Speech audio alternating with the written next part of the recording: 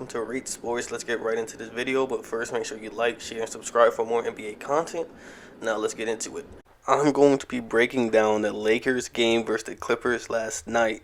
Now, the Lakers showed a lackluster effort from the start. You can say that's because they just received their rings and their emotions was all over the place. However, this Lakers team has shown last season that they just aren't engaged sometimes into the game.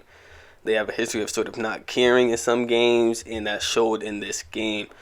You did get some random bursts of energy from guys like Trez, with a couple putback dunks, a couple nice offensive rebounds, a couple nice plays, and Caldwell Pope went on a nice little run there. But overall, it was sort of a laid-back performance by the Lakers. This game also showed that Kuzma needs to step up big time. I could understand last year him struggling a little bit, with him trying to adjust to a different play style and a different role. But at this point, he should be used to his role and he should be used to what is expected of him. And he needs to live up to that contract extension. It is just one game, but he seems to have these tendencies where he just disengages if he is not having a good night on the offensive end.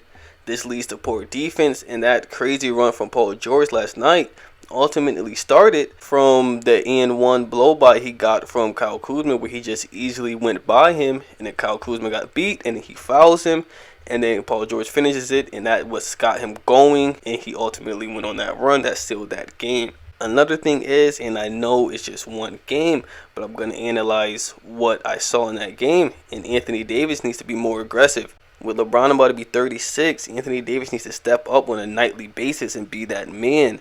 He can't have this laid-back performance where he's just shooting post fades. He's not being aggressive. He needs to step up. This is the person who people said would take that crown from LeBron when LeBron ultimately, was ready to give up that crown. And I haven't seen him dominate enough on a nightly basis like he's capable of. Another thing I saw from this game is that LeBron will probably not go full throttle until he absolutely has to. I think the Lakers will be a top seed in the West pretty easily. I don't expect him to go full throttle unless it's a crucial win in the playoffs or a game they need to give them better seeding. Now, he will still have great regular season games, no doubt about that, but I don't think he will put it all on the line, especially with him about to be 36.